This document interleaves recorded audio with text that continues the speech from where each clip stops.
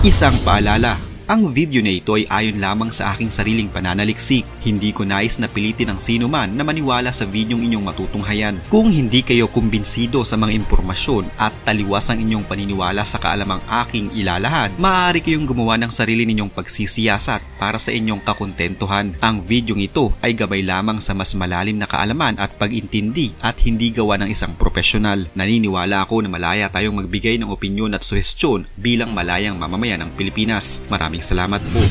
Binabantayan na ng tropa ng Philippine Coast Guard o PCG ang Skoda o Sabina Shoal dahil sa ginagawang pagtatambak ng mga wasak na corals na pinaniniwala ang paghahanda ng China sa reclamation o itatayong artipisyal na isla sa ibabaw ng maritime feature na malapit lamang sa Palawan sa halip na sa Ayungin Shoal sa West Philippine Sea. Sinabi ni PCG spokesperson for the West Philippine Sea, Commodore J. Tariela sa post sa Twitter na sa ginawang 3 linggong deployment ng BRP Teresa Magbanwa sa Sabina o Skoda Shoal, naobserbahan na ang low tide elevation o LTE na nakapalibot sa shoal ay katulad ng sa Sandy Cay.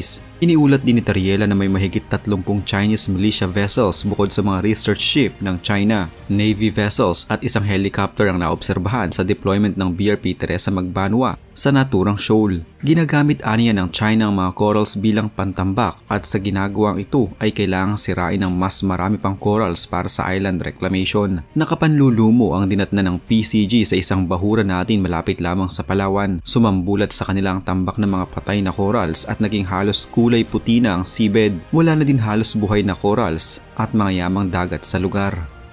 Ito ang nakakatakot na nadiskubre ng Philippine Coast Guard sa Sabina Shoal. Katulad dito na nangyari sa Sandy Cay kung saan din itinambak ang mga patay na corals at naubos ang buhay ng mga yamang dagat doon. Subalit sa Sabina Shoal ay nagsisimula pa lamang ang kanilang ginagawang pagtatambak at hindi katulad sa Sandy Cay na lumaki na ang reclamation area. Nakakabahalaw muna ito ayon sa PCG kaya agad na idineploy ang BRP Teresa Magbanwa sa lugar na nasa 26 na araw nang nagbabantay sa naturang parte ng karagatan.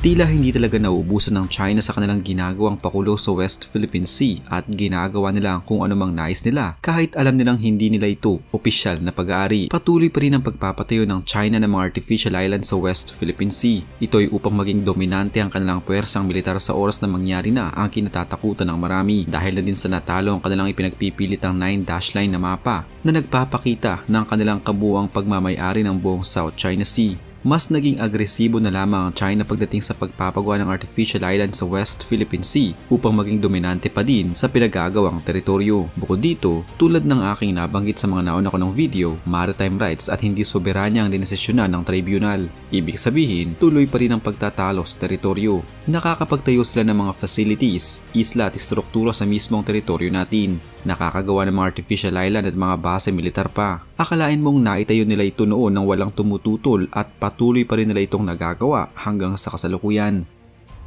Pero bakit nga ba hindi nakikialam ang ibang mga bansa? Ito'y dahil wala din namang ginawang hakbang noon ang sarili nating bansa. Inisip nila na ayos lamang ito para sa ating gobyerno kaya wala nang naging aksyon ang ibang mga bansa. At dahil hindi tayo kumikibo, tuloy-tuloy ang ginawang pagpapatayo ng kung ano-anong mga estruktura ng bansang China sa bahagi ng teritoryong nasasakupan natin. Subalit simula nang pumasok ang bagong taon, tila unti-unti nang nag-iiba ang ihip ng hangin at nagiging agresibo na rin ang Pilipinas pero syempre sa mas maingat na pamamaraan. Noong Enero, inanunsyo ng ating mga kinauukulan ng tungkol sa pagde-develop natin ng ating mga sariling isla sa West Philippine Sea kahit pa ang mga ito ay naangkina ng China. Gagawa na din ang ating bansa ng sarili nating mga gusali sa mga naturang isla upang magamit ng ating mangingisda at tropa sa tuwing sila'y papalaot sa karagatan. Ang pahayag ay galing mismo kay Chief of Staff General Romeo Bronner Jr. Ang plano na ito ay tila sagot na din sa ginagawang panghaharas ng China sa ating mga barko at bangka sa sarili nating teritoryo. Hanggang sa kasalukuyan kasi hindi pa din tumitigil ang China sa kanilang mga ginagawang iligal na aksyon sa West Philippine Sea. Bukod sa Second Thomas Shoal o Ayungin Shoal, naniniwala ang Pilipinas na sa atin ang 8 pang mga isla at bahura sa South China Sea na inaangkin ng China at parte pa ang mga ito ng ating exclusive economic zone. Ayon kay Browner, i-improve umano nila ang lahat ng 9 na mga bahura at isla at isa na dito ay ang Thitu Island at most strategically important sa South China Sea. Kilala din ang isla na ito bilang Pag-asa Island na nasa 300 milyang layo mula sa mainland ng Palawan. Maglalagay din ang ating kapulisan ng desalination machine na kung saan kaya nitong i-convert ang maalat na tubig ng dagat at upang magamit ng ating mga tauhan at mga mangingisda. Ilalagay ang naturang makina sa Second Thomas Shoal o Ayungin Shoal upang magamit ng mga sundalo natin na nasa loob ng barkong kinakalawang na VRP Sierra Madre. Ang aksyon na ito ng Pilipinas ay parte pa din ng ating military modernization program.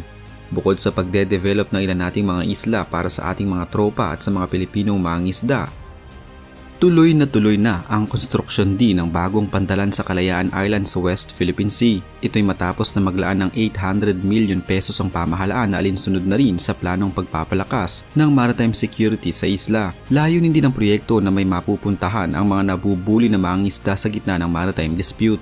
Nabatid na ayon kay House Committee on Appropriations Vice Chair at Makati City 2nd District Representative Luis Campos Jr., itatayo ang bagong port sa Maylawak Island na ikalawa sa pinakamalaking landmass sa Kalayaan Island. Matatagpuan sa hilagang silangang bahagi ng Spratly Archipelago ang pantalan kung saan ang nasabing pondo ay isinama sa 2024 General Appropriations Law sa gitna ng nagpapatuloy na pagtatayo ng artificial building sa Spratly Island. Noong Abril lamang, muli na namang isinulong ng isang party list representative ang agarang pagpapatibay sa panukalang magtayo ng fishing shelter at port o pantalan sa West Philippine Sea at Philippine Rice o Benham Rice. Ayon kay Agri Party List Representative Wilbert Lee, ang House Bill 9011 o Fishing Shelters and Ports Act ay makakasuporta sa inilabas na Executive Order No. 57 ni Pangulong Ferdinand Marcos Jr. para palakasin ang maritime security ng Pilipinas sa gitna na rin ng pagiging agresibo ng China sa ating teritoryo. Sa ilalim ng panukala, ang Bureau of Fisheries and Aquatic Resources o BIFAR, katuwang ang Department of National Defense o DND at iba pang mga kaukulang ahensya, ay aatasang magpatayo ng fishing shelters at ports sa siyam na maritime features sa WPS at Philippine Rice. Partikular dito ang Lawak, Kota, Likas, Pag-asa, Parola, Panata, Patag, Rizal Reef at Ayungin Shoal. Para sa mambabatas, mahalaga ang panukala sa pagtiyak ng ating soberanya at bilang proteksyon na rin sa mga Pilipinong mangingisda. Hindi aniya tayo maaaring magwalang kibo na lang sa pambubuli sa atin ng dayuhan sa ating sariling bakuran. Our territorial waters are vulnerable, so are the lives of our fishermen, our food security soldiers. It is the government's responsibility to support them and protect their rights from foreign interference in order for them to continue their traditional fishing rights and improve their livelihood, sabi ni Lee. Paraan din na niya ito upang iparating ang mensahe ng West Philippine Sea at Philippine Rice ay sa atin. Nakataya dito ang integridad ng ating teritoryo, ang dignidad at kabuhayan ng mga Pilipino.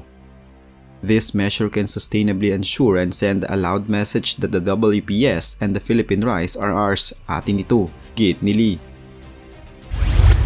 Bukod dito, meron na rin tayong sariling barko na may water cannon na din kagaya ng kung ano ang meron ng China pero tiyak na mas malakas ang sa kanila. Ang barko na ito ay inorder ng isang ahensya ng ating gobyerno tulad ng China. Meron ding water cannon ang naturang bagong tugboat ng Pilipinas na maaaring ipanglaban sa apoy.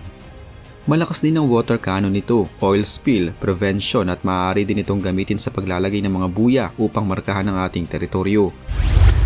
Kasama ito sa proposal ng Pilipinas sa isa pa nating ahensya ng gobyerno.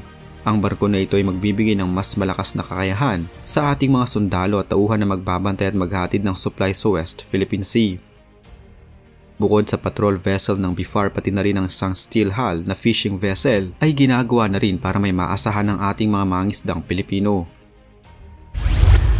Hindi man ganoon kalakas ang bagong floating asset ng Philippine Coast Guard, tiyak na malaki pa rin ang tulong nito lalo na sa ating mga tauhan na nagbabantay sa West Philippine Sea at iba pang bahagi ng ating karagatan. Pero sigurado na hindi pa din magpapataig ang China at tiyak na maglalabas na naman sila ng kung anumang sandata na ipangtatapat nila sa ating bagong barko.